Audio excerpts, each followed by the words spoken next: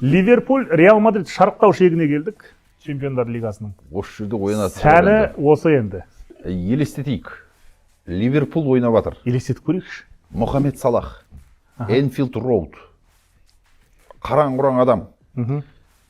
Нунестің өзі қазір гол ұрып жүр.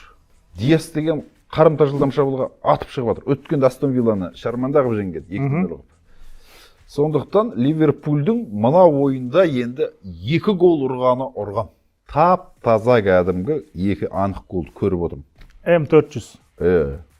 Бетон, цемент. Реал Мадридтен болса да гол ұрады ғой. Винисиус бүйтеді, сөйтеді, құлық сұмдыққа басады, пенальти ақ біледі, бүйтеді, сөйтеді. Мбаппе деген бала да бар. Ойбой, 2-де 2, 3-де 2 деген сияқты сонда есеп елестеп тұр. Сондықтан менің ойымша бұл Реалға жеңіс керек еще. Ол кезде Реалдың жағдайы қиын қазір. Реал мотивацияға тойып шыққан. Ливерпуль енді ұтылып жатып кембек жасай береді. Кембектердің корольдері ғой бұлар екеуі де. Кембек кәдімгі. Кембек жей болады. Ойында 3 камбек болады деші. Біресе Реал ұтып атады, біресе Ливерпуль ұтып атады. Ол тең болады. Сөйтсем 0-0 болып біткен ойын. Ойбай, сондай. Соң не болады енді? Сондай тартысты матч 0-0 болып кетті. Енді мен айтайын, тотал 3-тен көп, 3,5-нан көп деп ала берсіңдер.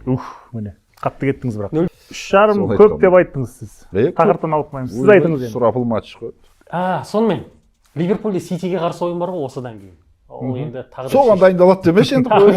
Астана емес па енді бұл? Екінші құрам жіберетін. Еврокубокқа.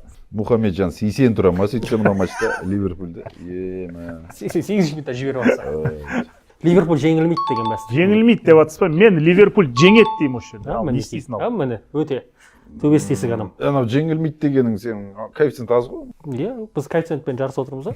Енді кішкене бір. Мен Ливерпуль гол ұрады деп айта салмай